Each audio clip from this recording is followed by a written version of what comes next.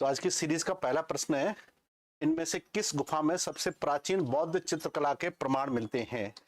Which one of these cave consists the oldest evidence about the Buddhist paintings? The Buddhist paintings and its oldest evidence can be traced from which one of these cave? तो इनमें से कौन सी गुफा से बुद्ध काल के सबसे प्राचीनतम चित्रकला के अवशेष हमको प्राप्त होते हैं? तो हम लोग देखते हैं, सबसे पहले इनकी लोकेशन देख लेते हैं और फिर मैं पेंटिंग के बारे में थोड़ी सी बात करूंगा, क्योंकि परीक्षा में पेंटिंग से संबंधित जो भी प्रश्न आएंगे फिर हम उन्हें सॉल्व कर पाएंगे। सी नहीं है ना। पहले मैं बता देता हूं पेंटिंग के बारे में। तो हमारी जो गुफा पेंटिंग है, जो गुहा चित्रकला है, इस चित्रकला का सबसे प्राचीनतम हमारे पास साक्ष्य है। इसमें हमको जो जो चीजें मिली हैं उसमें एक है जोगीमारा की गुफा, इसके बाद है अजंता की गुफा, इसके बाद है बाघ की गुफा, इसके बाद है वादामी की गुफा, और वादामी की गुफा के बाद है कन्हेरी की गुफा। कन्हेरी के अलावा है सित्तनवासल की गुफा, और इसके बाद है एलोरा के गुफा चित्र। तो गुफा चित्रों के बारे में हमको इतने सारे साक्ष्य मिलते हैं। तो लेट अस सी कि जो जोगीमरा की गुफा है दैट इज इन छत्तीसगढ़। ये छत्तीसगढ़ में है और इसे वरुण मंदिर कहा जाता है। वरुण मंदिर। अजंता की जो गुफा है ये आपको पता है महाराष्ट्र में है, और यहां से हमको सबसे पहली जो जानकारी मिलती है वो ये मिलती है कि इसके बारे में हेनसांग ने सबसे पहले इसके बारे में लिखा। फिर इसके अलावा 1848 में जेम्स फर्ग्यूसन ने एक बुक लिखी जिसका नाम है rock cut temples of India.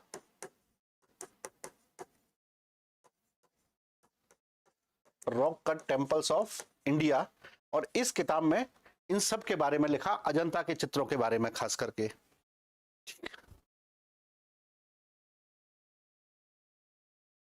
चलिए ठीक ठीक ठीक।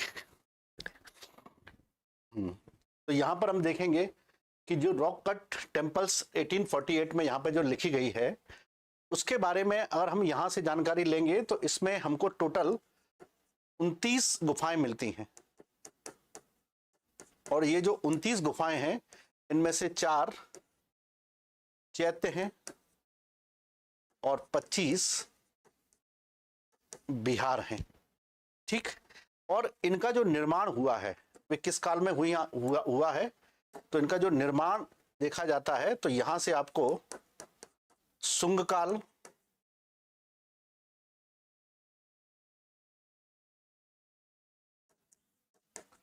वाकाटक,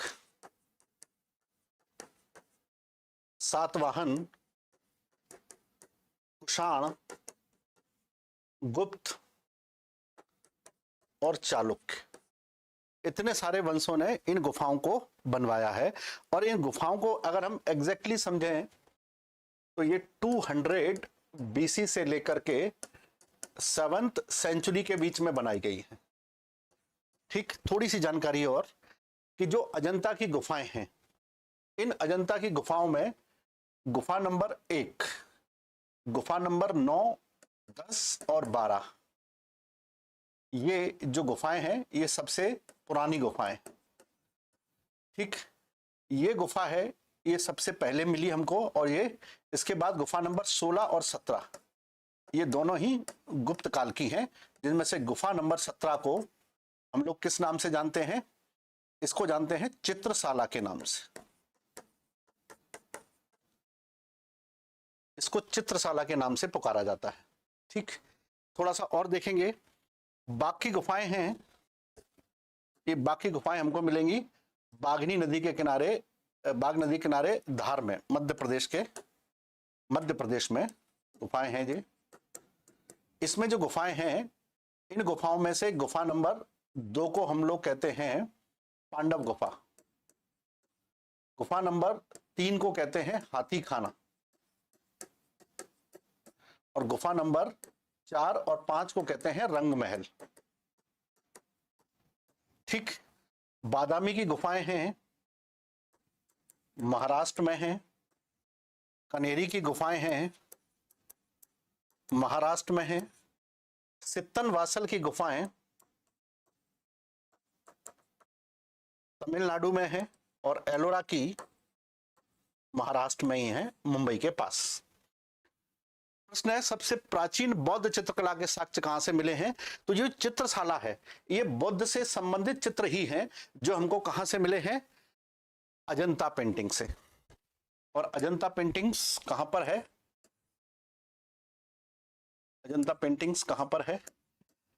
महाराष्ट्र में। समझ गए? तो पहला क्वेश्चन ये है, बहुत बढ़िया। पहला क्वेश्चन यही कि जो अजंता की गुफाएं हैं, इनके बारे में सबसे पहले किसने लिखा? चैत्य क्या होता है? चैत्य बौद्ध धर्म में पूजा करने के स्थान को चैत्य कहते हैं, और जहां बौद्ध भिक्षु रहते हैं उसे हम लोग विहार कहते हैं। ठीक है?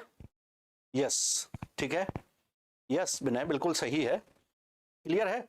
तो जहां बौद्ध भिक्षु पूजा करते हैं उसे चैत्य कहते हैं, और जहां बौद्ध भिक्षु रहते हैं उसे विहार कहा जाता है, रहने के स्थान को। अब यहां से प्रश्न है कि अजंता की गुफाएं किस राष्ट्र में? ये तो बहुत कॉमन सा प्रश्न है। टोटल गुफाएं कितनी हैं? 29 गुफाएं हैं। सबसे प्राचीन गुफाएं कौन सी हैं? तो 9, गुफा नंबर 9, गुफा नंबर 10, गुफा नंबर 12। किस किस वंश की है? तो ये यहाँ पे लिखा हुआ है कि शुंग काल की भी मिलेंगी, गुप्त काल की भी मिलेंगी, कुषाण काल की भी मिलेंगी, चालुक्य काल की भी मिलेंगी। ठीक, इसके अलावा यहां पर अगर देखेंगे तो इन गुफाओं में 4 हमको चैत्य गुफाएं मिलती हैं, बाकी की सब, नमस्ते बेटा नमस्ते, बाकी की गुफाएं हमें कौन सी मिलती हैं? बिहार गुफाएं मिलती हैं। Got it? इसके अलावा इनके बारे में जब हेनसांग ने लिखा, वो एंशियंट टाइम में लिखा। मॉडर्न टाइम में इनके बारे में फर्ग्यूसन ने एक बुक लिखी, rock cut temples of India, in 1848 में, 1848 में। Got it? तो ये पूरा स्ट्रक्चर याद रखिएगा कि कौन कौन सी गुफाएं कहां पर हैं। ये सारी चित्रकला के बारे में है। यस, बागोरा नदी के किनारे हैं, बिल्कुल सही है। तो इन छत्तीसगढ़ की जो गुफा है उसके बारे में मैंने हाईलाइट किया है कि इस गुफा में को वरुण मंदिर के नाम से भी जाना जाता है, जोगी मारा की गुफा। तो जोगी मारा की गुफा छत्तीसगढ़ में है, और ऐसा माना जाता है कि यहाँ पर नाटक खेला जाता रहा होगा। पहले जब नाटक खेले जाते थे कालिदास के, तो वो कहते हैं इस गुफा में जरूर कुछ बहुत सारे समय पर कोई ना कोई प्ले होता रहा होगा, तो उसके लिए जो फेमस है। ठीक है, नमस्ते बेटा नमस्ते। चलिए नेक्स्ट, अगला प्रश्न है, नटराज की कांस्य प्रतिमा किस काल की उत्कृष्ट कला मानी जाती है?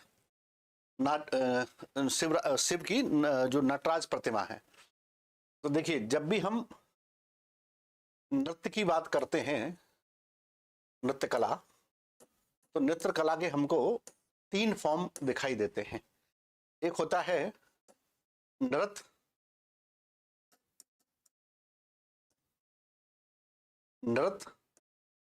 एक होता है नृत्य, और एक होता है नाट्य।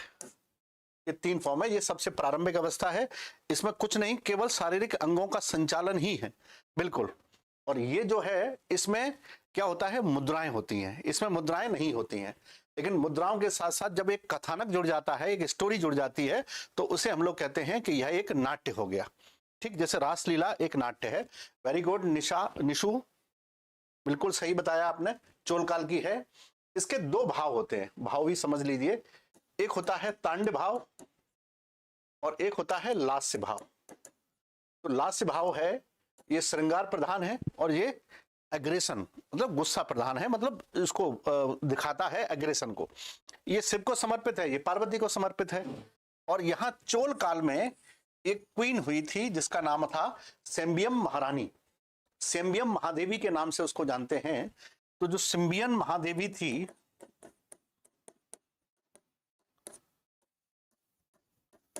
महादेवी वो शिव भक्त थी, उसने चोल महारानी है ना, उसने शिव की नटराज प्रतिमा लगाई। और शिव की नटराज प्रतिमा हमेशा ही एक पैर पर आधारित होती है, एक पैर पर खड़ी होती है ना। तो शिव की जो नटराज प्रतिमा है वो चोल काल से संबंधित है और बहुत फेमस प्रश्न है, पूछा भी गया है कई बार। ठीक है, नेक्स्ट चलते हैं। अगला है बेसर शैली की विशेषता क्या है। बेसर शैली, तो अगर मैं पहले भी इसको कई बार डिस्कस किया हूं, एक बार थोड़ा सा और कर देता हूं कि हमारे यहाँ जो मंदिर स्थापत्य है,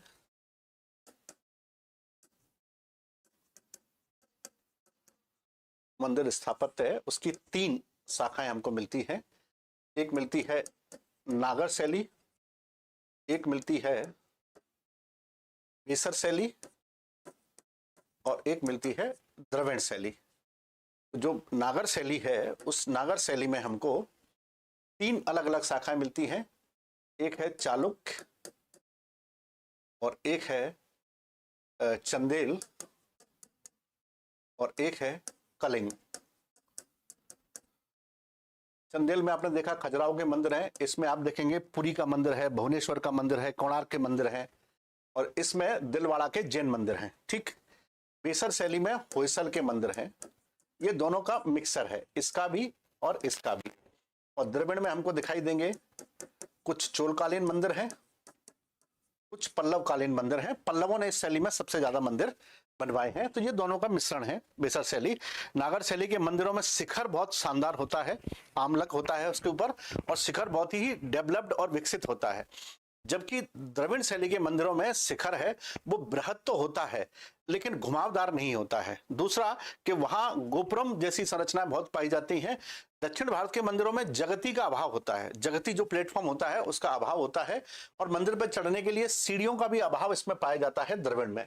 इन दोनों का मिक्सर हमको दिखाई देता है बेसर शैली में। ठीक, अगर हम देखेंगे विंध्य से लेकर हिमालय के बीच में नागर शैली है, विंध्य से लेकर कृष्णा और कावेरी के बीच में बेसर है, और उससे दक्षिण की ओर जाएंगे तो हमको द्रविड़ शैली के मंदिर मिल जाएंगे। ठीक, अब इसमें है द्रविड़ और नागर शैली का मिश्रण। तो ये तो बहुत आसान है, कोई भी इसको बता सकता है। द्रविड़ और नागर शैली का मिश्रण है, लेकिन फिर भी याद रखेंगे कि बेसर शैली के मंदिरों में नागर शैली की विशेषताएं भी हैं और द्रविड़ शैली की, दोनों की विशेषताएं उसमें मिक्स हमको दिखाई देती हैं, दोनों की विशेषताएं। ठीक, तो बहुत आसान है इसको पहचानना, और पहले भी हम इस पर खूब चर्चा कर चुके हैं, है ना। पहले भी इस पर हम लोग खूब, ये केवल बौद्ध मंदिर नहीं है इसमें, है ना, और ये लकड़ी से निर्मित भी नहीं है और उत्तर भारत में विकसित भी नहीं है। अगर हम इसकी बात करेंगे तो ये कौन सी है, नागर शैली है। अगर हम इसकी बात करेंगे तो ये गांधार मूर्तिकला है, और इसकी बात करेंगे तो ये जौनपुरी शैली है। जौनपुर जो बंगाल के क्षेत्रों के उत्तर प्रदेश में विकसित हुई, और यहां आपको लकड़ी का प्रयोग सबसे पहले देखने के लिए मिला। नेक्स्ट, इनमें से किस नृत्य का संबंध केरल से है। भारत में आपने देखा होगा कि जो संस्था है संगीत नाटक अकादमी, वो घोषणा करती है कि कौन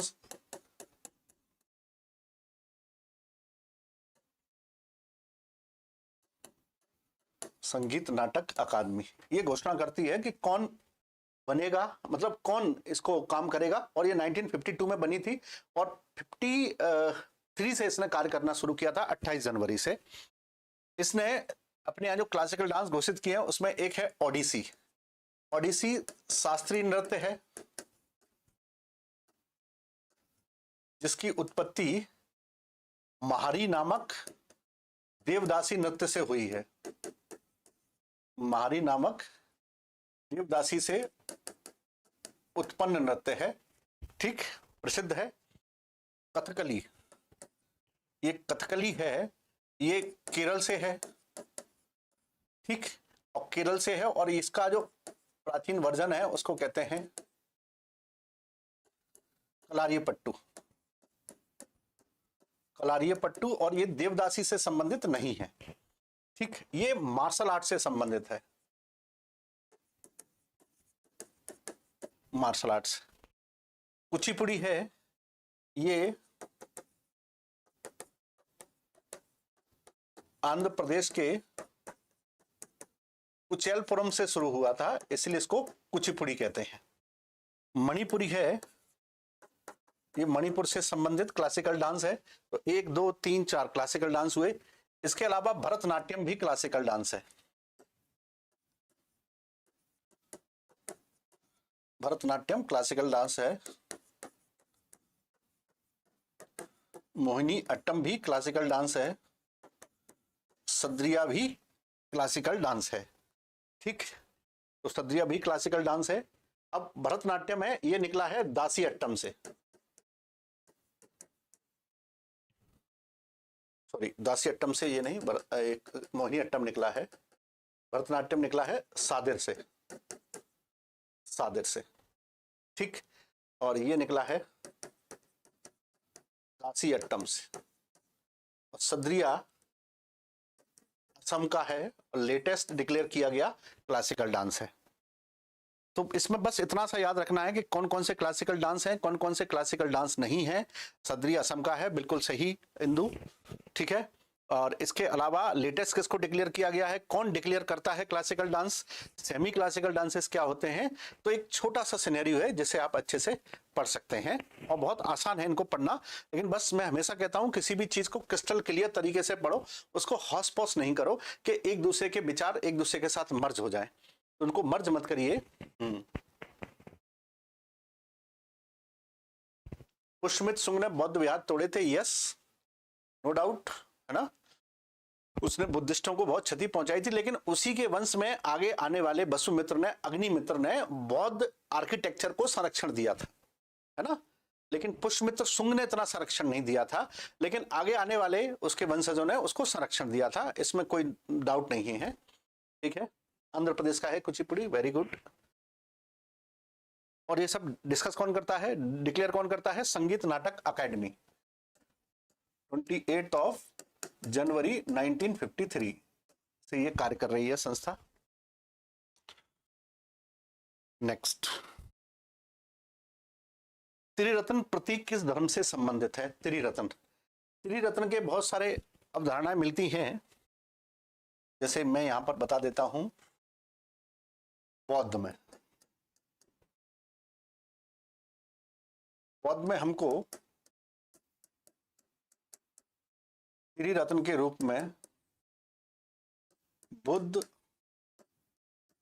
धम्म और संघ, इनका उल्लेख मिलता है। धम्मम शरणम गच्छामि, बुद्धम शरणम गच्छामि, संघम शरणम गच्छामि। जब हम जैन में बात करते हैं तो जैन में हमको मिलता है सम्यक श्रद्धा, सम्यक आचरण और सम्यक ज्ञान। यहां भी हमको त्रिरत्न दिखाई देते हैं। ठीक, हिंदुओं की बात करेंगे तो हिंदू में त्रिरत्न नहीं, त्रिमूर्ति का उल्लेख मिलता है, जिसमें ब्रह्मा, विष्णु और महेश का जिक्र मिलेगा। ठीक, सिख धर्म में पंच ककार का उल्लेख मिलता है। पंच ककार, जिसमें कंघी, अच्छा, कड़ा, केस और कटार, ये 5 शामिल है। ये खालसाओं के लिए बहुत जरूरी है, खालसाओं में इसका बहुत ज्यादा महत्व है। ठीक है, तो एक तो हम इसको समझ लेते हैं।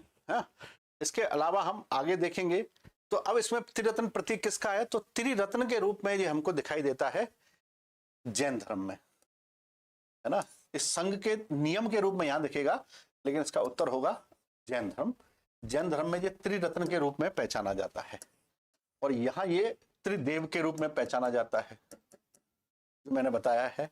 और यहां ये पंचशील मिलते हैं बौद्ध धर्म में, त्रि नियम या त्रिदर्शन के रूप में मिलता है। और सिख में पंचककार मिलता है, 3 का कोई भी उल्लेख इसमें नहीं है। तो इसका आंसर होगा जैन धर्म, जहां पर त्रिरत्न के रूप में ये मिलेगा। ठीक, नेक्स्ट, हरहुत स्तूप का निर्माण किस काल में हुआ। हरहुत स्तूप का निर्माण किस काल में हुआ। स्तूपों का बड़ा महत्व है बौद्ध धर्म में। अगर आपने पढ़ा है तो आप समझ सकते हैं कि स्तूपों के प्रकार बतलाए हैं। स्तूप, तो स्तूपों का जो पहला प्रकार है उसको कहते हैं शारीरिक स्तूप। दूसरा जो प्रकार है उसको कहते हैं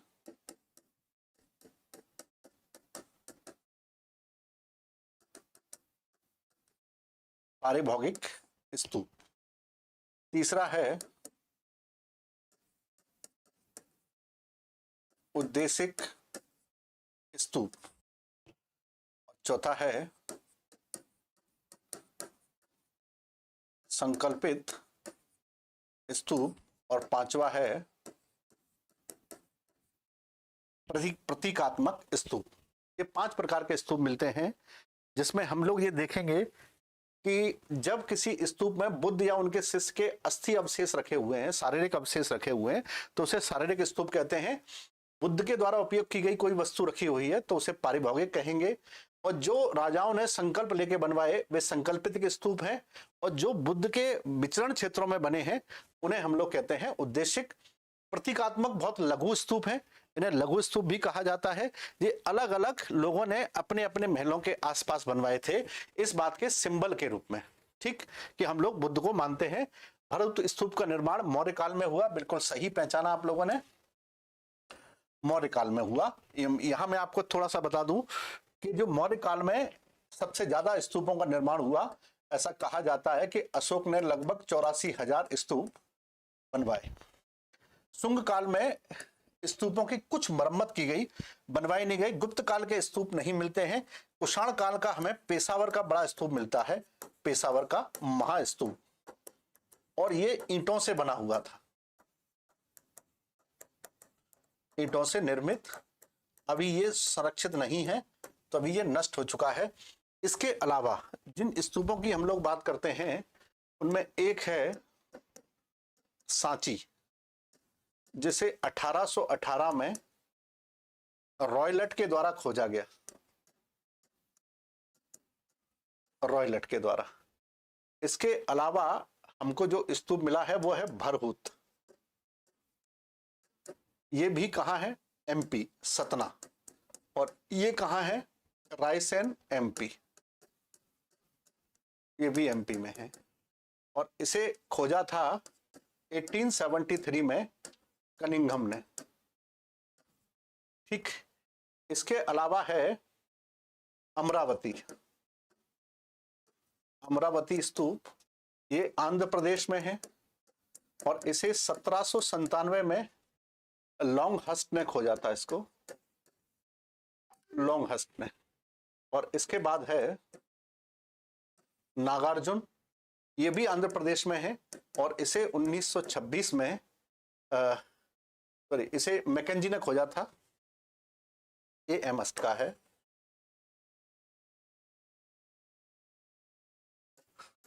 इसको मैकेंजी के द्वारा खोजा गया और ये लॉन्गहस्ट के द्वारा खोजा गया। ये मैं पहले भी बता चुका हूं कि किस स्तूप को किस किसने कब कब खोजा था।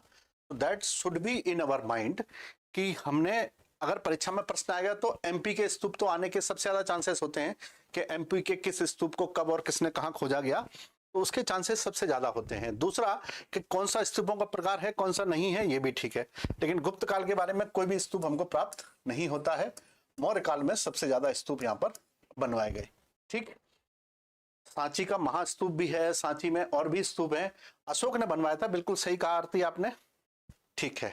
चलिए, मौर्य काल में भरहूत, बहुत अच्छा, ये भी अशोक के द्वारा ही बनवाया गया भरहूत स्तूप है।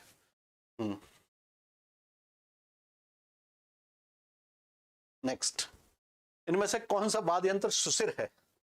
आपको याद होगा लास्ट क्लास में मैंने बताया था कि हमारे संगीत के जितने भी वाद्य यंत्र हैं उन्हें हमने अलग अलग कैटेगरी में बांट रखा है। जैसे कुछ होते हैं तंतवाद, कुछ होते हैं तंतुवाद, कुछ होते हैं सुशिर वाद, ठीक, कुछ होते हैं अनहदवाद और कुछ होते हैं घनवाद। इतनी सारी वैरायटी हमने वाद्य यंत्रों की बनाई है।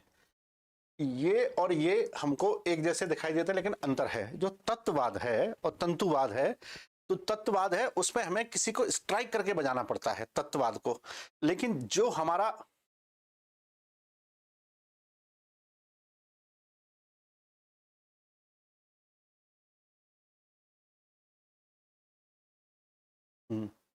चलिए, तो यहां हम देखेंगे कि जो तत्ववाद है वो हम किसी पर स्ट्राइक करके बजाएंगे किसी को, जैसे गिटार को बजाते हैं तो हम किसी सिक्के से या बेल से उसको स्ट्रिंग से बजाते हैं उसको ऐसे करके।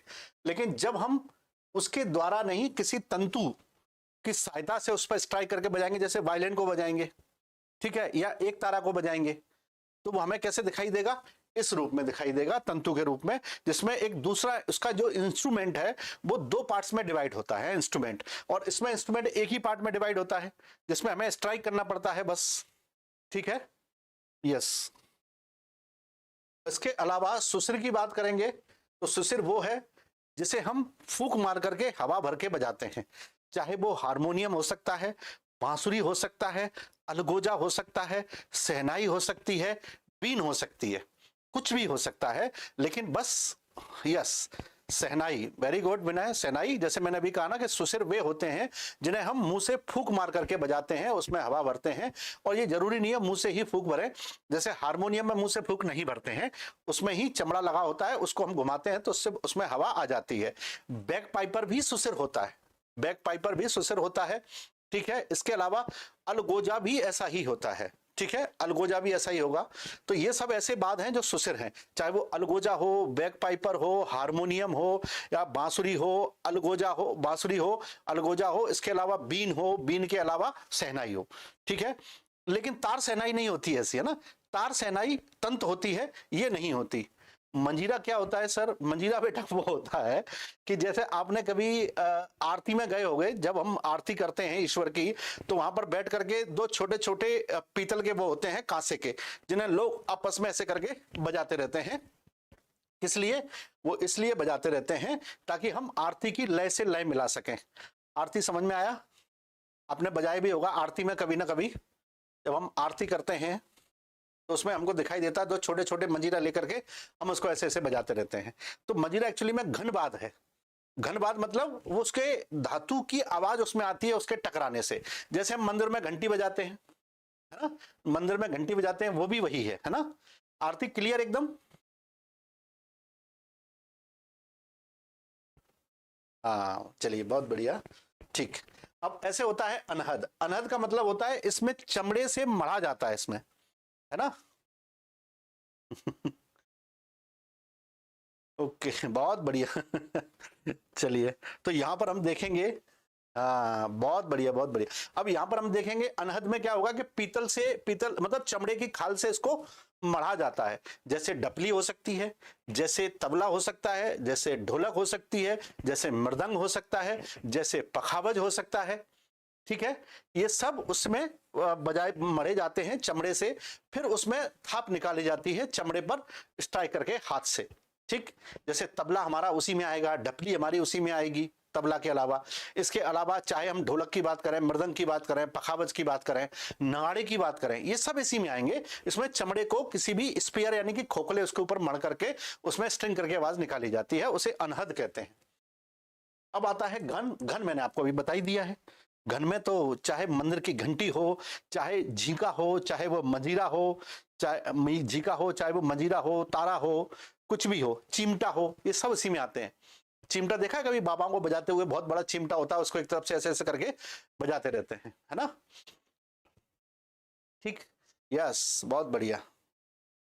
हाँ, चिमटा भी देखा होगा, आरती ऐसा हो नहीं सकता है ना। बहुत बड़ा सा, जैसे हम घरों में रोटी पकाने का छोटा सा चिमटा होता है, वो बजाने का काम नहीं आता, वो बहुत बड़ा चिमटा होता है, लगभग 3 से 4 फीट का चिमटा होता है, उसको फिर वो बजाते हैं, ठीक। उसमें से स्ट्रिंग करके मतलब घन आवाज निकालते हैं उसमें से, उसको कहते हैं हम लोग। तो इसका आंसर होगा कौन सा? सुसिरवाद है, यानी हवा भर के बजेगा। तो इसमें हवा भर के एक ही बज सकता है, वो है शहनाई। लेकिन याद रखिएगा तार शहनाई नहीं होता। तार शहनाई कहां आएगा? इसमें आएगा, तार शहनाई, है ना। ठीक, रावण हत्ता भी इसी में आता है। Got it? हाँ, राम धुन में बजता है, बिल्कुल सही। बिल्कुल सही पहचाना विनय, रामधुन में बहुत बजाते हैं चिमटा को। और आपने देखा होगा गांव गांव में साधु आते हैं चिमटा को लेकर के कंधे पे, और वे उसे बजाते हैं। उसमें से धुन तो आखिरकार कोई नहीं निकलती है, लेकिन कोई ना कोई ध्वनि तो उत्पन्न करता ही है वो। अब आप पूछो उसमें कोई स्पष्ट धुन निकलती हो, तो धुन निकल भी सकती है, लेकिन उसे बजाने वाला बहुत माहिर होना चाहिए, और वो तो उसको ऐसे ही पीटते रहते हैं कि कुछ ना कुछ टिंग टांग उसमें से निकलता रहे। ठीक, चलिए अब हम देखते हैं मधुबनी चित्रकला मुख्यतः किस राज्य से संबंधित है। मधुबनी चित्रकला, तो मधुबनी चित्रकला की जब हम बात करेंगे तो इसके बारे में पहले भी आपसे बात कर चुका हूं। जैसे उत्तर प्रदेश से संबंधित एक फेमस चित्रकला है जिसको कहते हैं चित्रावण। ठीक, ये उत्तर प्रदेश के पूर्वांचल से संबंधित है, पूर्वांचल से। राजस्थान में बहुत सारी चित्रकला है, सबसे फेमस है बनी ठनी। बनी ठनी को हम क्या कहते हैं, किशनगढ़ी शैली। किशनगढ़ी शैली है, बहुत शानदार शैली है। इसमें पोर्ट्रेट बनते हैं, और जब स्त्रियों का चेहरा बनाया जाता है पोर्ट्रेट में, तो उनकी नाक काफी लंबी होती है और आंख एकदम मछली के आकार की बनाई जाती है ना, आंख एकदम मछली नुमा होती है। बहुत शानदार चित्र बनते हैं इसमें। और ये राजस्थान की जो चित्रकला है उनमें सबसे फेमस है किशनगढ़ी शैली, जिसे बड़ी ठनी के नाम से भी जाना जाता है। आपने जरूर देखा होगा इस चित्र को।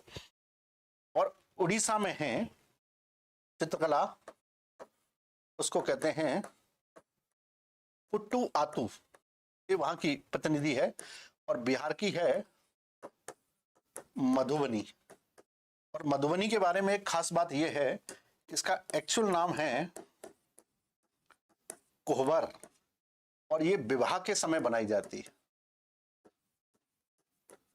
विवाह के समय दीवारों पर बनाई जाती है, विवाह के समय। तो बहुत प्रसिद्ध है बिहार की चित्रकला। बड़ी ठड़ी राजस्थान की है, बहुत शानदार चित्रकला है ना। आपने शायद देखा होगा, उसमें जब भी बड़ी ठड़ी में नायिका का चित्र बनाए जाएंगे तो उस नायिका का चित्र ऐसे करके बनाया जाएगा, और उसकी आंख जब बनाई जाएगी यहां से, तो ऐसे करके उसकी आंख बनाई जाएगी। ठीक, दूसरा कि उसमें यह देखा जाता है कि चेहरे के ऊपर आवरण भी पड़ना चाहिए। चेहरे के ऊपर घूंघट भी होता है, उसमें बहुत पारदर्शी घूंघट उसमें बनाया जाता है। मैं यहाँ घूंघट तो नहीं बना सकता हूं, ठीक है, लेकिन आंख लगभग लगभग ऐसी बनाने की कोशिश की जाती है उसमें। ठीक है, हाँ बहुत बढ़िया पूछा गया है, तो बहुत अच्छी बात है। और संभवतः पूछी गई होंगी चीजें जिनको हम लोग डिस्कस कर रहे हैं, क्योंकि उद्देश्य भी वही है जिसे हम ठीक से समझ पाए। ठीक, चलिए अब हम देखते हैं इसमें दूसरा चित्र को। ये समझ में आ गया कि किस राज्य के कौन कौन से चित्र हैं। जैसे अल्पना है, अल्पना बंगाल का चित्र है। जो रंगोली है उसको वहां पर अल्पना के नाम से जाना जाता है बंगाल में। जैसे रंगोली है, रंगोली महाराष्ट्र की है ना। चौकपूर्णा उत्तर प्रदेश की है। महिलाएं जो भी हैं उनको तो पता होगा कि शुभ अवसरों पर महिलाएं घरों में चौक पूरती हैं, उसका उन्हें पैसा भी मिलता है। क्यों आरती? घरों में गाय के गोबर से और आटे और हल्दी से चौक बनाए जाते हैं, उसका पैसा भी मिलता है ना। तो बड़े शुभ अवसरों पर महिलाओं के हाथों से चौक बनवाए जाते हैं। जैसे उत्तर प्रदेश में चौक पूरना, और उत्तर प्रदेश से सटे हुए मध्य प्रदेश के क्षेत्रों में ये कल्चर बहुत तेजी से पाया जाता है।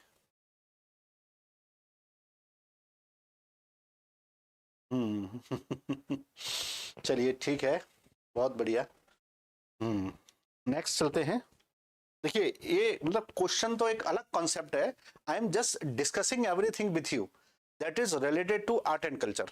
तो आर्ट एंड कल्चर से संबंधित जो भी चीजें हैं, हाँ चौकपूर्णा यूपी, बहुत बढ़िया। महाराष्ट्र का वर्ली, ये वहां की लोक कला है। महाराष्ट्र की जो वर्ली है उसमें बिंदी बिंदी बिंदी ऐसे बनाई जाती हैं। गेरुआ रंग का जो बैकग्राउंड होता है उसके ऊपर सफेद रंग से बनाई जाती हैं। वो महाराष्ट्र की वर्ली आर्ट है ना।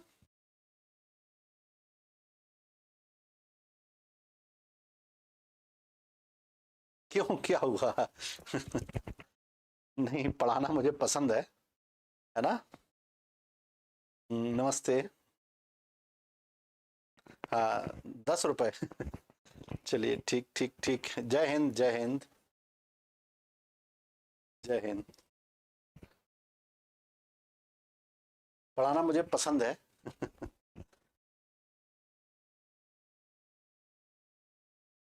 यस, उड़ीसा की है रावण छाया, बिल्कुल सही है। हम्म। अब है इनमें से कौन सा एक नृत्य शास्त्रीय नृत्य नहीं है? जैसे हम लोगों ने पढ़ा कि कुछ शास्त्रीय नृत्य होते हैं, जैसे कुछ क्लासिकल हैं, कुछ सेमी क्लासिकल हैं, कुछ फोक डांस हैं, और कुछ ट्राइबल डांस। ठीक। क्लासिकल डांस आप जानते हैं, जो संगीत नाटक अकादमी ने डिक्लेयर करती है क्लासिकल डांस है, उनका एविडेंस बहुत पुराना होता है, हम क्लासिकल डांस में रखते हैं।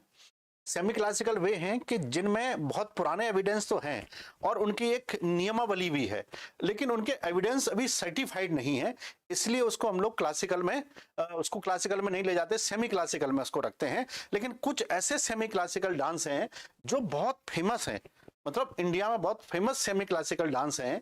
जैसे दो तो सबसे फेमस है जिनको आप लोग जानते भी होंगे, जैसे एक है यक्षगान, ये क्लासिकल नहीं है। इसके अलावा असम का है बिहू, फिर है मयूरभंज, है ना, उड़ीसा का मयूरभंज, ये भी हमको यहां दिखेगा। तो ये बहुत फेमस सेमी क्लासिकल डांसेस हैं। और इसीलिए कथक तो आपको पता है यूपी का है, क्लासिकल डांस है। भरतनाट्यम केरला का है, केरला का नहीं, आंध्र प्रदेश, उसका तमिलनाडु का है, क्लासिकल है। यक्षगान कर्नाटका का है, लेकिन ये क्लासिकल नहीं है, ये सेमी क्लासिकल है।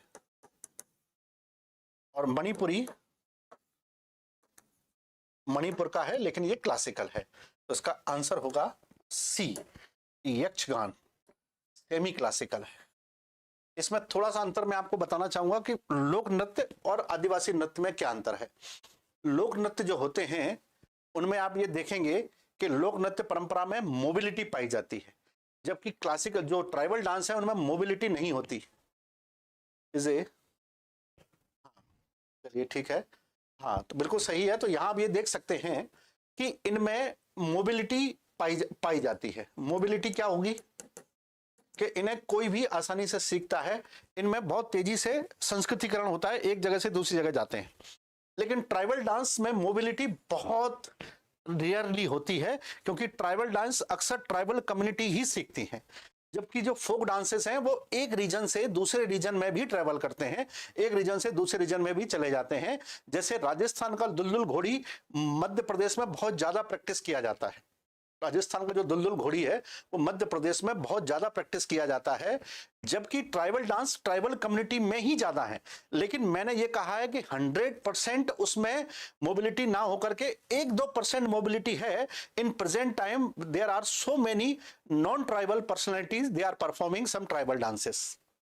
हाँ वेरी गुड, मध्य प्रदेश में बहुत अच्छे से दुल्दुल घोड़ी होता है।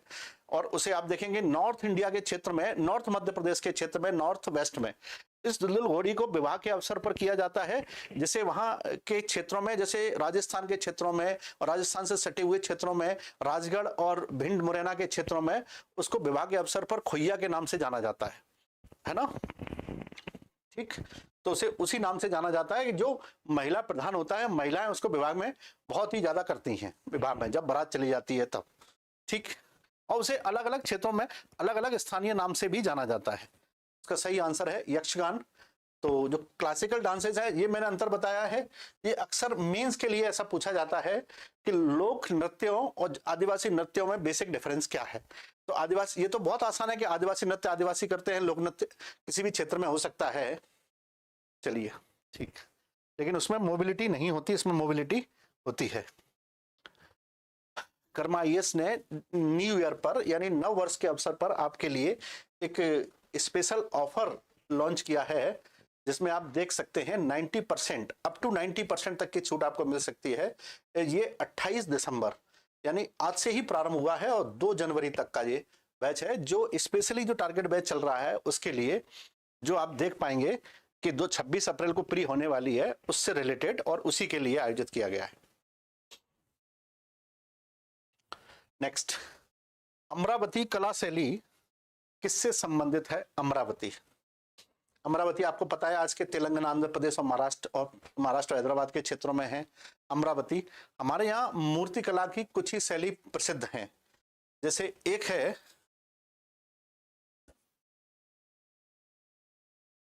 गांधार, एक है मथुरा, एक है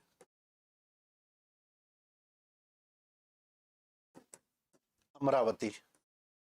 मथुरा, गांधार और अमरावती। जो मथुरा गांधार शैली है that is famous for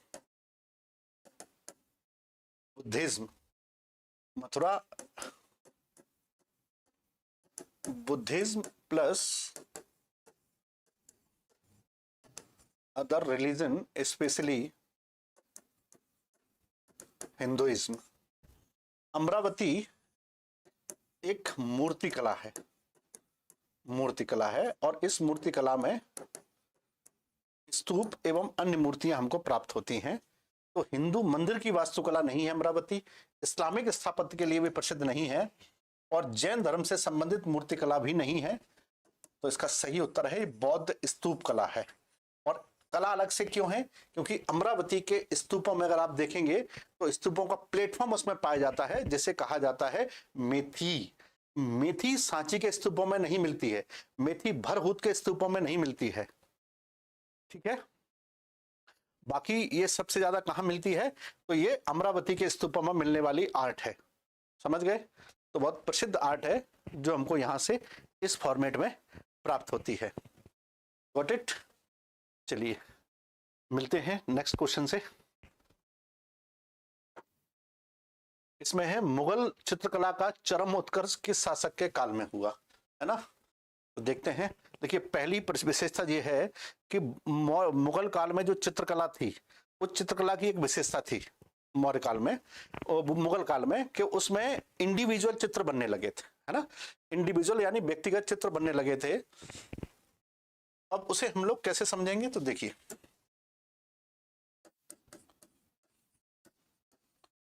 Mughal painting, तो मुगल पेंटिंग में सबसे पहले देखते हैं बाबर, और उसके बाद हुमायूं, देन अकबर, देन जहांगीर। अब देखिए बाबर के समय का सबसे फेमस चित्रकार है बेहजाद, और बाबर ने इसको अपनी आत्मकथा बाबरनामा में जिक्र किया है चित्रकला का। बेहजाद की एक मजबूरी थी कि वो किसी का भी चित्र बिना दाढ़ियों के नहीं बना पाता था, मतलब वह दाढ़ी विहीन चित्र बनाने में असमर्थ था, तो वो दाढ़ियों के चित्र, बिना दाढ़ी के चेहरे नहीं बना पाता था। इसलिए बाबर कालीन जो चित्रकला मिलेगी तो उसमें बड़ी बड़ी दाढ़ी वाले चित्र मिलते हैं। उसे चिन्ह ठीक से बनानी नहीं आती थी, चिन्ह, इसलिए वो कहता था कि अगर मैं दाढ़ी बना दूंगा तो मुझे चिन्ह नहीं बनानी पड़ेगी, यानी जो ठुड्डी होती है वो उन्हें बनानी नहीं पड़ेगी, ठीक। फिर जब हुमायूं का समय आया तो दो बड़े फेमस चित्रकार थे जो ईरान के क्षेत्रों से आए। एक था ख्वाजा अब्बू इस्मद सिराजी, और एक था मीर सैयद अली। बहुत विकसित हुई चित्रकला। और अकबर के समय की अगर हम बात करेंगे तो चार बड़े चित्रकार थे। तो एक तो सिराजी हो गया, एक अली हो गया, एक हो गया दसबंद, और एक हो गया बसानन। इन चार चित्रकारों के नाम हमको आइन ए अकबरी, या फिर ये कह लीजिए कि अकबरनामा से भी मिलते हैं। अकबरनामा में जिन चार चित्रकारों का जिक्र है वो यही है। जब जहांगीर आया तो जहांगीर के समय ये चित्रकार तो थे ही, कुछ और चित्रकार आए, जैसे उसमें रेहंद एक बड़े फेमस चित्रकार थे, है ना। नहीं आरती, अनारकली को किसी भी दीवार में नहीं चिनवाया गया, है ना। ये केवल एक किंवदंती है, उसके बारे में ये कहानी लिख दी गई है।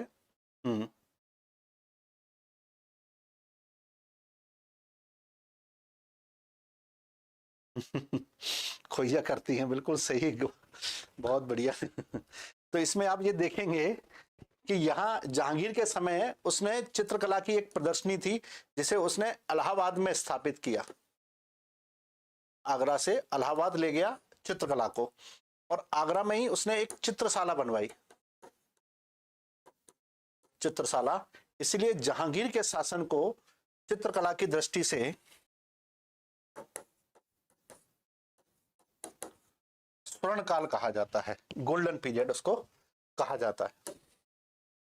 इसमें बाबर के समय नहीं, बाबर ने चार बाग आर्ट के लिए उसे जाना जाता है, हुमायूं को ज्योतिष के लिए जाना जाता है, ज्योतिष के लिए, और अकबर को उसकी धर्म की नीति के कारण से, या फिर धर्म निरपेक्ष नीति के कारण से, या सहिष्णु नीति के लिए उसको जाना जाता है। सहिष्णु कहना ज्यादा उचित होगा, ठीक। और जहांगीर को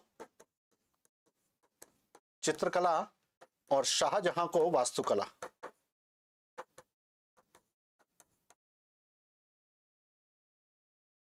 शाहजहां को वास्तुकला के लिए प्रसिद्धि प्राप्त है, ठीक। हाँ,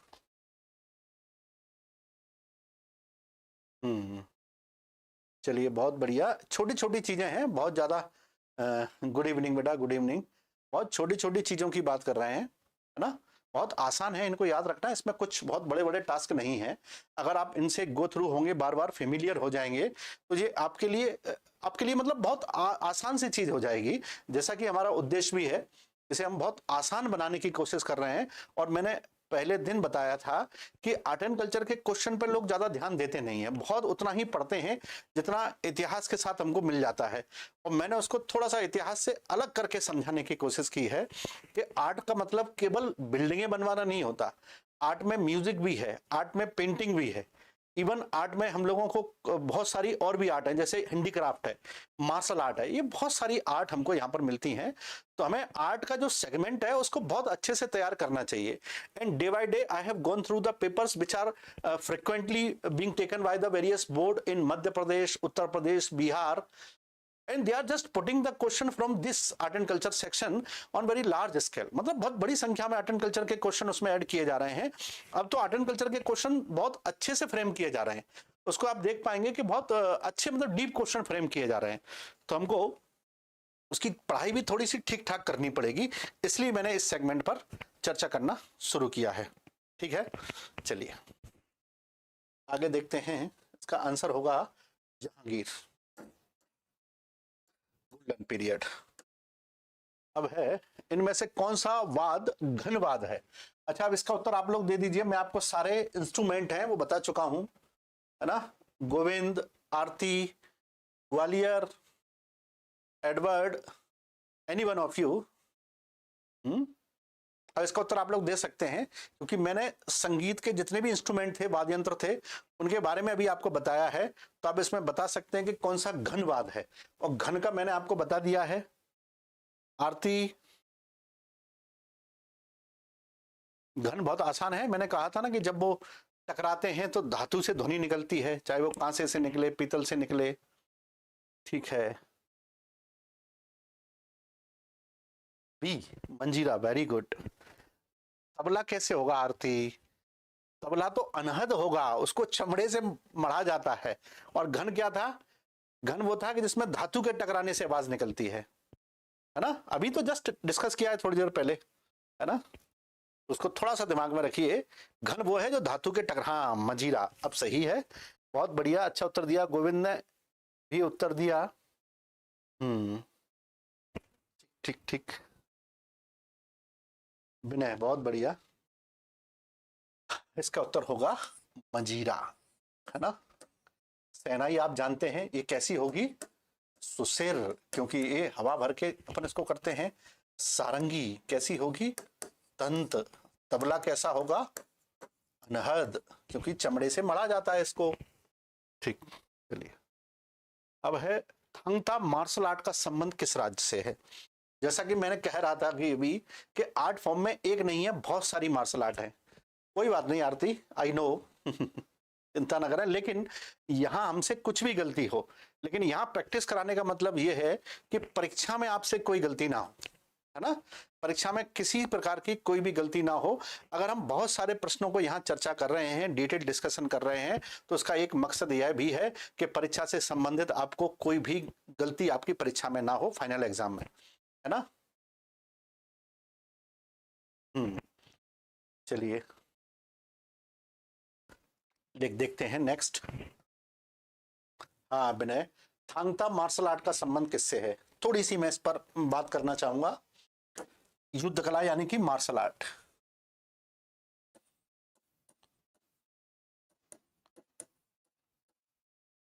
युद्ध कला। तुम्हारे यहाँ युद्ध कला के जो पारंपरिक प्रकार हैं, पहले मैं उस पर थोड़ा सा चर्चा कर देता हूं। एक है मल्ल युद्ध, ठीक, एक है मुष्टि युद्ध, ठीक, इसके बाद है कलारियपट्टू, ये भी मार्शल आर्ट है। इसके बाद सिलाम्बम, कुरुतांडी, गटका, थांगता,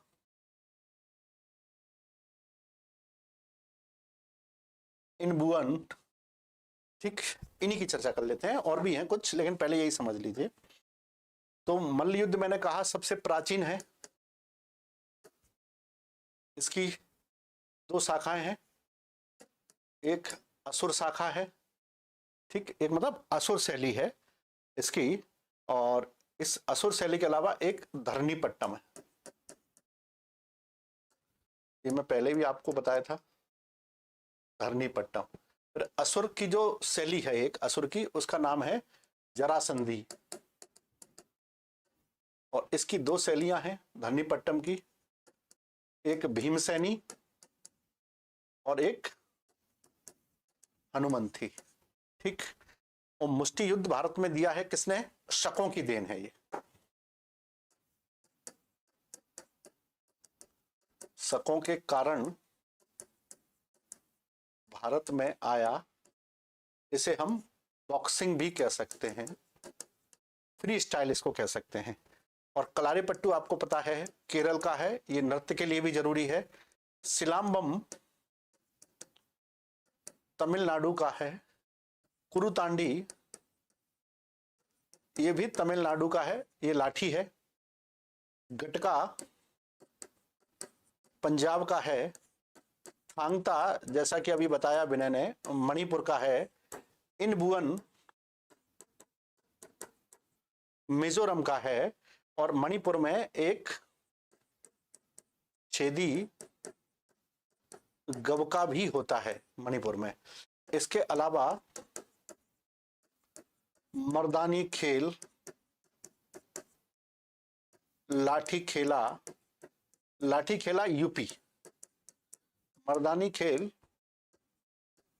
महाराष्ट्र, है ना, और ठेंगू हिमाचल प्रदेश।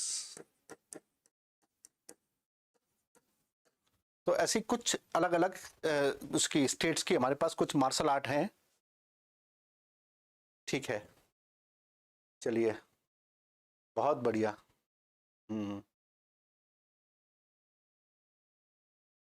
नाम तो चाइना जैसा लग रहा है, तो ये मंगोलियन नेम ही है बेटा, है ना, मंगोलियन नेम ही है ये, है ना।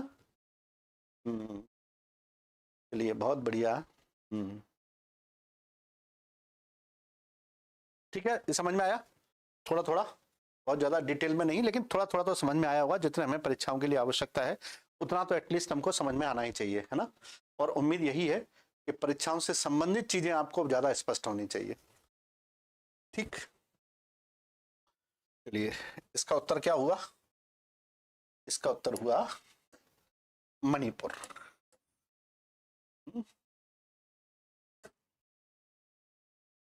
फिर है ब्लू पॉटरी। ब्लू पॉटरी, मिट्टी के बर्तन भारत के किस नगर से मिले हैं?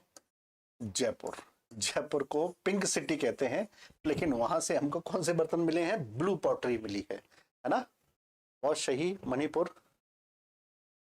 चलिए कोई बात नहीं, हमारा उद्देश्य बेटा ये है कि I am here to enhance your knowledge.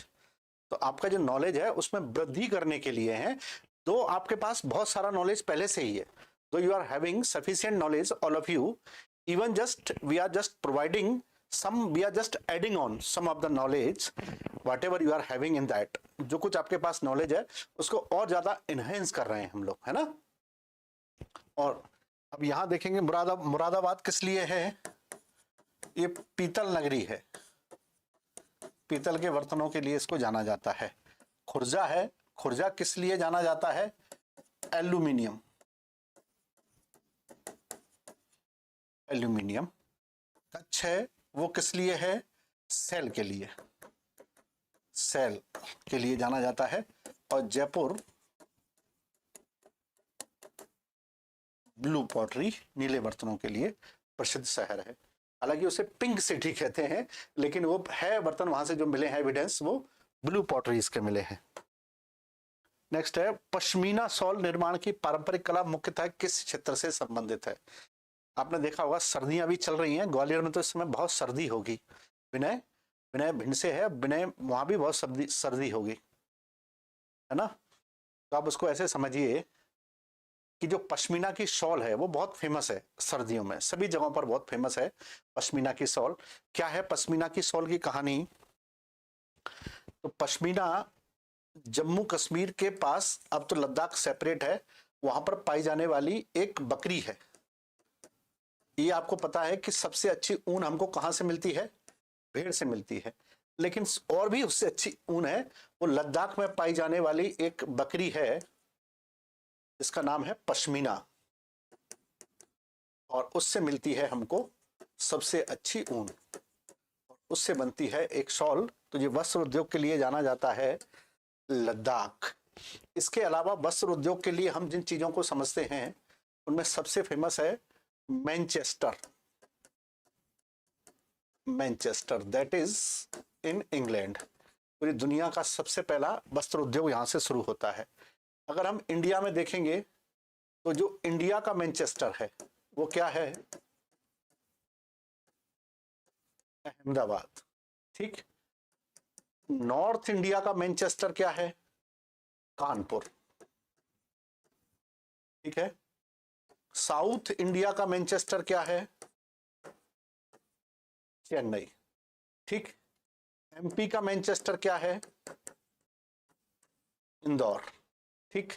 तो मैनचेस्टर का मतलब यह है कि कोई भी place that has been famous, that has been famous for cotton industry और द टेक्सटाइल इंडस्ट्रीज। ठीक है।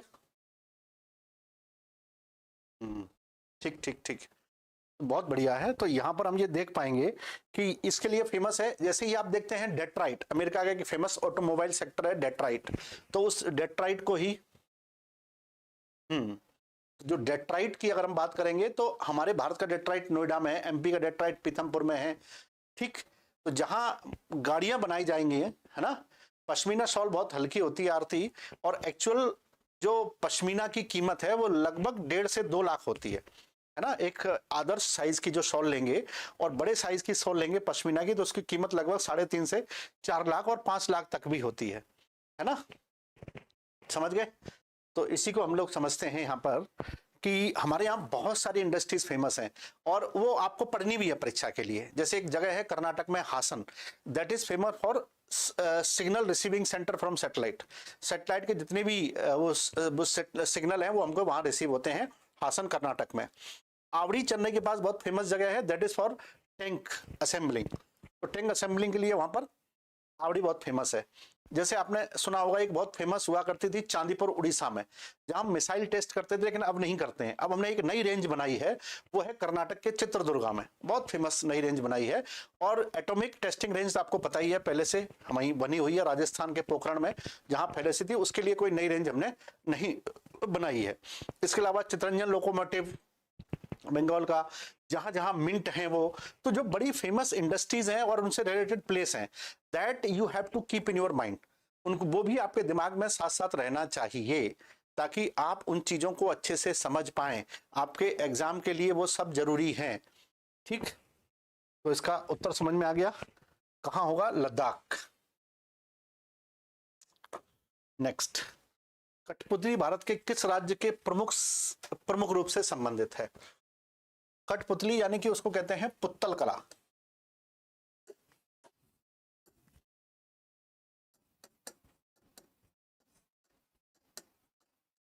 पुत्तल कला, ठीक, पपेट्री जिसको इंग्लिश में कहते हैं,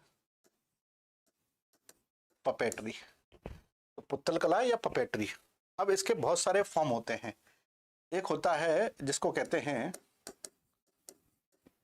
दस्ताना, एक होता है छड़ी, एक होता है छाया, ठीक है, एक होती है डोरी, ठीक है, एक होती है उंगली।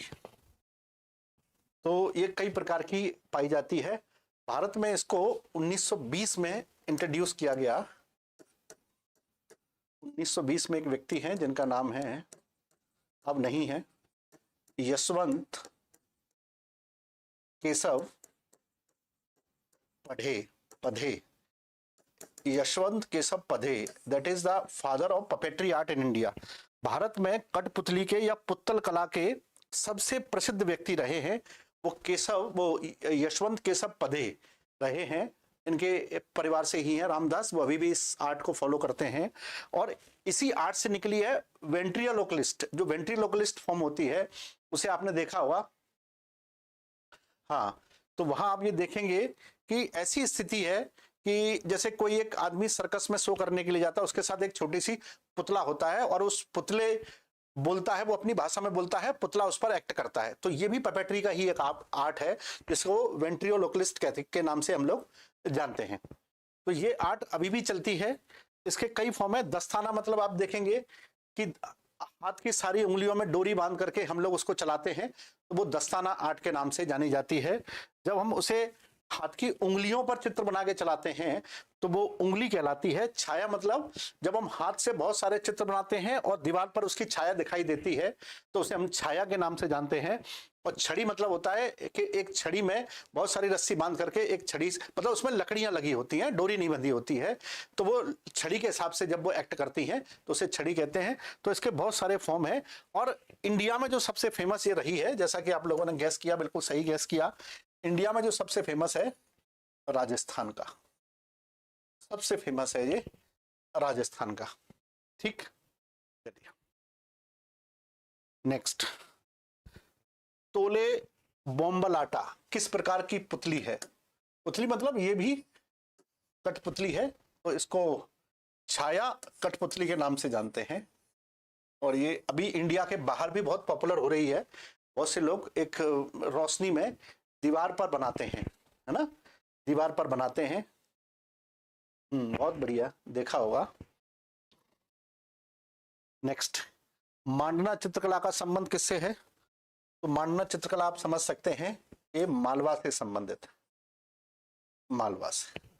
मांडना बुद्ध धर्म से भी जुड़ी हुई आर्ट है। तो बहुत फेमस आर्ट है। इसमें डॉट डॉट से बना करके गोल इसको किया जाता है। बहुत बढ़िया आरती, आपने देखा होगा जैसलमेर में बहुत ज्यादा इसको टाइम पास करने के लिए इसको किया जाता है ना।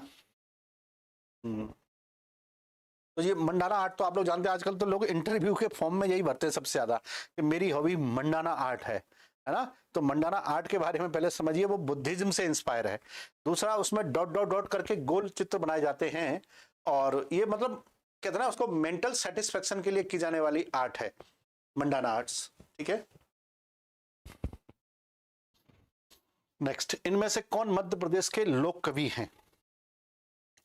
मुल्ला रमूजी मध्य प्रदेश के साहित्यकार हैं। इनकी जो फेमस रचना है वो है गुलाबी उर्दू, गुलाबी उर्दू, लाठी और भैंस, ये इनकी रचना है। इसके अलावा एक रचना है औरत जात, है ना, मुल्ला रमोजी की रचना है। गंजन सिंह कोरकू, ये स्वतंत्रता सेनानी है।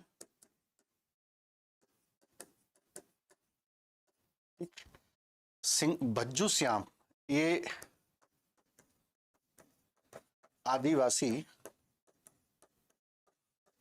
कलाकार गोंड से संबंधित है। और सिंगाजी मध्य प्रदेश के लोक कवि हैं। तो जब एमपी में लोक कवि की बात होती है तो उसमें हमको जो लोक कवि मिलते हैं उसमें एक है सिंगाजी, फिर है जगनक, ईश्वरी और घाघ। सिंगाजी का संबंध किससे है? निमाड़, निमाड़ से है। जगनक बुंदेलखंड, ईसरी बुंदेलखंड, घाघ मालवा। अब देखिए सिंगाजी के बारे में ये कहा जाता है कि वो कबीर की परंपरा से थे, है ना? हाँ, वेरी गुड। तो कबीर की परंपरा से थे। कबीर की परंपरा में आप ये देखिए कि वो निर्गुणीय शैली को मानते थे। और उनकी एक रचना मैं आपको बताता हूं, सिंगाजी ने ये लिखा है कि रूप नाही रंग नाही, नाही है कुल गोत्रे, बिन देही का साहब मेरा देखूं झिलमिल जोतरे। तो यहां उन्होंने साहब शब्द किसके लिए यूज किया है? साहब शब्द यूज किया है ईश्वर के लिए। वो कहते हैं उसका कोई रूप नहीं है, रंग नहीं है, कोई कुल नहीं है, कोई गोत्र नहीं है, कोई शरीर नहीं है। रूप नाही रंग नाही, नाही है कुल गोत्रे, बिन देही का साहब मेरा देखूं झिलमिल जोतरे। जहां मैं देखूं वैसा मुझको दिख जाता है। यानी वो निर्गुणीय शैली से प्रभावित थे, इसलिए उन्हें मध्य प्रदेश के लोक कवियों का या निमाड़ अंचल का कबीर कहा जाता है, सिंगाजी को। ठीक है। जगनक बुंदेलखंड के थे और ये आपको पता है कि ये आला उदल की सेना में भी लड़ते थे, आला उदल के साथ परिमाल देव की सेना में। जो बुंदेलखंड के राजा थे परिमाल देव, उनकी सेना में भी लड़ते थे। और परिमाल देव का कार्यकाल था 1165 से लेकर के 1203 तक, ये इनका कार्यकाल रहा था। तो उनकी सेना में भी ये लड़े हैं, है ना? तो इन्होंने एक बहुत फेमस रचना लिखी है आलाखंड, जो विश्व का सबसे बड़ा लोक काव्य है। ठीक। और उसे कई लोग कहते हैं कि बनाफरी शैली में भी लिखा है ना? कई लोग कहते हैं बनाफरी शैली में। एक्चुअली बनाफर, उनका जो गोत्र था वो बनाफर था। इन सभी लोगों का, आला उदल और उनके पिताजी मलखान सुलखान, तो ये सब बनाफर थे। इसलिए एक परिवार की रचना नहीं थी, लेकिन बनाफरी शैली उसको लोग कह देते हैं। ठीक है। अब उसमें जगनक ये लिखते हैं, खटखट खटखट तेगा बाजे बाजे, छपक छपक तलवार, चली उन्नवी वो सरोही जिसकी मार सही न जाए, मरे के नीचे जिंदे घुस गए ऊपर लोथ लही सरकाए, चुटकिन के मांस उखड़ गए अब तो तीर गहा ना जाए। तो अतिशोक्ति शैली में उसको लिखा गया है, अतिशोक्ति उसमें बहुत की गई है। उसमें वो ये भी लिखते हैं, 12 बरस ले कुकर जिए और 13 ले जिए सियार, बरस 18 छत्री जीवे आगे जीवन को धिक्कार। तो उन्होंने उसको बड़ी ही उस तरीके से लिखा है कि जिस तरीके से उसमें ओज से भरपूर है वो। और कहते भी हैं, जब हम मेंस में लिखते हैं जगनक के बारे में, तो ये लिखते हैं कि जगनक कलम और तलवार दोनों के धनी थे। जगनक ने कलम और तलवार दोनों के धनी के रूप में काम किया है। एक हाथ में कलम, एक हाथ में तलवार लेके चलते थे जगनक। तो उन्होंने बहुत सारी चीजें उसमें लिखी हैं, फिर कभी हम डिटेल में इस पर चर्चा करेंगे। तो ये बुंदेलखंड में गाया जाने वाला, इसको गाने वाले लोग अलहद कहलाते हैं। वीर रस से परिपूर्ण है, ओज से परिपूर्ण माना जाता है। ठीक। यस। बरसात में गाया जाता है, क्योंकि बरसात में क्या होता है कि अक्सर फसलों और किसानों के पास काम नहीं होता है, तो उस समय वे लोग उसको पढ़ते हैं बहुत अच्छे से, है ना? तो उसको वो पढ़ते हैं। और पढ़ने के अलावा, चूंकि उस समय बरसात हो रही होती, खेतों में जाते नहीं है, तो वो टाइम पास करने के लिए उसको पढ़ते हैं। और इसको गाने वाले अलहद होते हैं। कई जगहों पर खूब वाद्य यंत्रों का यूज होता है, और कई जगहों पर इसको तलवार लेके गाया जाता है। बुंदेलखंड के एक फेमस इसके लोक गायक थे देशराज पटेरिया जी, अब नहीं है। और आधार चैतन्य भी इसको गाते हैं, उनके बेटे भी इसको गाते हैं। तो बहुत फेमस है बुंदेलखंड के क्षेत्र में। और जो बुंदेलखंड के आसपास भिंड ग्वालियर से लगे हुए लोग हैं, और इवन बघेलखंड में भी बहुत प्रसिद्ध है। आला उदल का अखाड़ा तो मैहर में ही है। चलिए, जय हिंद बेटा, जय हिंद। हाँ, अब आते हैं ईश्वरी पर। ईश्वरी के बारे में ये कहा जाता है कि इनका नाम ईश्वरी प्रसाद अड़जरिया था। ये ब्राह्मण थे और उन्होंने बुंदेलखंड की जो एक कहते हैं ना टेंस माहौल में प्रेम की फागे उन्होंने लिखी हैं।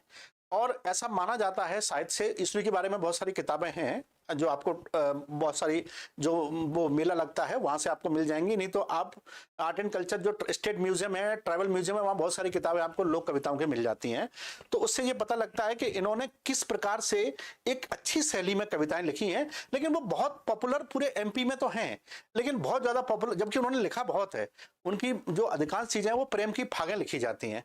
उनकी एक लाइन मैं आपको सुना देता हूं जिसमें वो कहते हैं, कड़तन लागा मूड दिरौंदा, रखी न सिर को औंधा, कारीगर ने बुरा बनाया धरा ना ऊंचा गोंदा, लच गई लप गई दूनर हो गई नैनू कैसो लौंदा, ईसुरी भी उठा नहीं पाए हतो विते सकरौंदा। तो उन्होंने बड़े स्पष्ट रूप से ये लिखा है, उसको मैं आपकी व्याख्या कर देता हूं। उसमें ईश्वरी जी लिखते हैं, कड़तन लागी मूड दिरौंदा, रखी न सिर खो औंदा। वो अपनी प्रेमिका के लिए लिखते हैं जिसका नाम काल्पनिक रूप से रजऊ लिया जाता है, तो उसके लिए ये लिखते हैं और कहते हैं कि कड़तन लागी मूड दिरौंदा, रखी न सिर को औंदा। जैसे ही वो निकली तो दरवाजा उसके माथे से टकरा गया, उसने सर नीचे नहीं किया, रखी न सिर को औंदा। अब देखिए, कवि की कल्पना देखिए, वो अपनी प्रेमिका को दोष नहीं देता है, दोष किसको देता है? उस दरवाजे को बनाने वाले उस कारीगर के, उस मिस्त्री को, जिससे कहता है, कारीगर ने बुरा बनाया धरा ना ऊंचा गोंदा, लच गई लप गई दूनर हो गई नैनू कैसो लौंदा। तो वो कहते हैं कि कारीगर थोड़ा सा और ऊंचा रख देता है इसको, एक गोंदा, गोंदा मिट्टी के गोलों को कहा जाता था, एक गोंदा और रख के दरवाजा थोड़ा ऊंचा बना देता तो बेचारी टकराती नहीं। ठीक। और कारीगर ने बुरा बनाया धरा ना ऊंचो गोंदा, लच गई लप गई दूनर हो गई नैनू कैसो लौंदा। नैनू यहाँ मक्खन के लिए प्रयोग किया गया है, प्रतीकात्मक, और नैनू ही कहा जाता है, नोनी भी कहते हैं उसे, आपने देखा होगा। तो मक्खन इतना मुलायम होता है कि लद्दाख से गिरता है, तो लोग अपनी प्रेमिका की तुलना इतनी ही मुलायम मक्खन से करते हैं, जैसे मक्खन गिरता है ऐसे बेचारी वो गिर गई, और ईश्वरी भी उठा नहीं पाए हतो बिते सकरौंदा। वो कहते हैं कि ईश्वरी उसको उठा नहीं पाए क्योंकि जगह बहुत सकरी थी तो उठाने जा नहीं पाए वो। तो ईश्वरी ने ऐसी बहुत सारी चीजें लिखी हैं, प्रेम की फाग है, और भी बहुत है, जैसे सारी चोर बोर कर डारी गिरधारी, गिरधारी को पकड़न के काए आई सब ब्रज की नारी। और कहते हैं कि सारी पहराई तन पे सारी, और सारी हंस रही दे दे सारी तारी।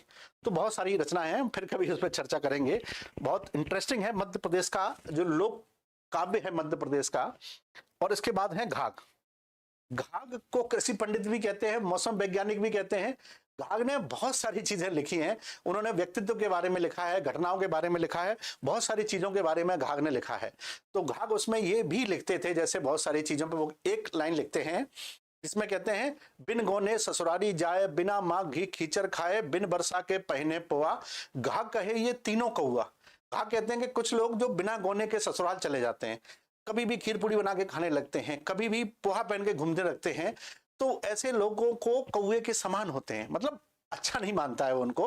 तो उनके बेटे की बहू उनको जवाब देती है, वो कहती है, काम परे ससुरारी जाए, जी चाहे तो घी खींचर खाए, करे जोग तो पहने पोहा, घाघ कहे ये तीनों कौआ। घाघ कहता है जो कहने वाला है वही कौआ है। हाँ बिल्कुल सही कहा आरती। एक्चुअली में कवि की कल्पना अपनी किसी न किसी को काल्पनिक रूप से मानकर ही वो करता है, क्योंकि जब कवि इस चीज को लिख रहा होता है तो इतना ज्यादा कल्पनाशील होता है कि उसे साक्षात महसूस करता है, तब उस रचनाओं में वह भाव डाल पाता है जिस भाव से वह उसे लिखना चाह रहा होता है। ठीक है। तो मध्य प्रदेश का जो लोक काव्य है वो बहुत ही समृद्ध है, अलग अलग क्षेत्र में। इनको आप याद रखिएगा। इन्हें कृषि का पंडित और नीति वैज्ञानिक भी कहते हैं, वो कृषि का पंडित और कृषि वैज्ञानिक भी कहते हैं। जहां घाघ ये कहते हैं कि उत्तम खेती मध्यम बान, निकृष्ट चाकरी भीख निदान, है ना।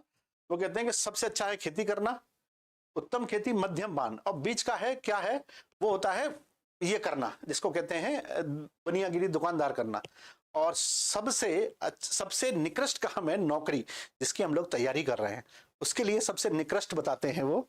तो ये चार लोग कवि हैं, इनकी रचनाएं, ठीक है, हमको कुछ कुछ पता होना चाहिए ताकि हम उन्हें परीक्षा में लिख पाए, अगर मीन्स में आते हैं तो, है ना। यस यस यस बहुत बढ़िया। चलिए नेक्स्ट, भारत का सबसे बड़ा लोक काव्य कौन सा है?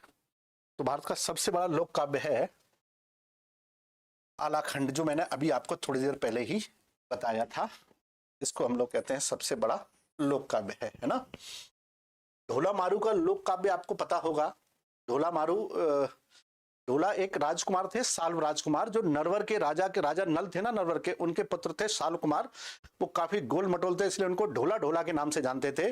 जब वो बहुत छोटे थे, 3-4 वर्ष के, तो उनकी शादी एक मारंग, राजस्थान के मारंगगढ़ और तुंगड़ क्षेत्र के एक राजकुमारी से कर दी गई, जिसका नाम था मरुवणी। क्योंकि शादी बचपन में तय कर दी गई तो विदा बाद में होनी थी, तो विदा हो नहीं पाई। मरुण के जो राजा थे उनकी स्थिति बहुत गंभीर हो गई, इस कारण से वो अपना स्थान छोड़ करके इधर से उधर चले गए, और इधर से उधर चले गए तो उनका गोना नहीं हो पाया, और वो उनकी याद में वहीं बनी रही, और इधर इनकी दूसरी शादी कर दी गई। फिर कभी इस कहानी को सुनेंगे। तो वो इनकी जो दूसरी पत्नी थी ढोला की, वो वहां से आने वाली चिट्ठियों को इन तक पहुंचाने नहीं देती थी। इस कारण से वहां से कुछ लोग गाने के लिए आए, और उन्होंने गाने की स्टाइल में ढोला तक अपनी आवाज पहुंचाई। तो वो कहते हैं कि ढोला सरून सियारो नरबर नो, ढोला सियारू सरन नरबर नो, और मारवण तुहार गलियन न, मारवण तुहार गलियन ने पधारो मारे देश केसरिया बालम। राजस्थान का जो सबसे प्रसिद्ध गीत है केसरिया बालम, अब तो पधारो मारे देश। तो वो ढोला जो मारू थी, वो मारू अपने प्रेमी को बुलाती है कि इतने साल गुजर गए, अब तो हमारे पास आ जाइए, अब तो हमारे पास आ जाइए, ये मैसेज वहां तक भिजवाती है। इसी से निकला राजस्थान का सबसे प्रसिद्ध गीत केसरिया बालम, सबसे प्रसिद्ध गीत है। हम फिर कभी इस पर चर्चा करेंगे। It is a time to end our class. आज हम क्लास को यहीं एंड करते हैं, फिर हम इस पर डिस्कशन करेंगे, और उम्मीद करेंगे कि आर्ट एंड कल्चर में जब भी परीक्षा होगी तो आर्ट एंड कल्चर के प्रश्न जो भी होंगे उन्हें हम लोग डेड करेंगे।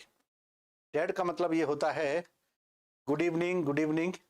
तो डेड का मतलब ये होता है कि हम उन्हें किसी न किसी प्रकार से फिनिश करेंगे, और किसी भी एक भी प्रश्न को गलत नहीं करेंगे। ठीक है, तो चलिए अब हम लोग क्लास को एंड करते हैं, क्लास का समय हो रहा है।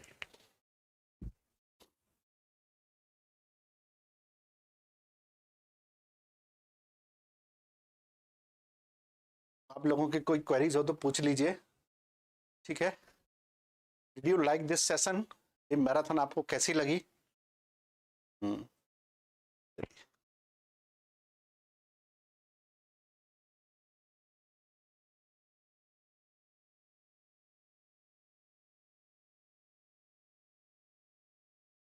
ठीक ठीक ठीक, चलिए मिलते हैं फिर अगले नेक्स्ट सेशन में। तब तक के लिए have a good day, keep studying.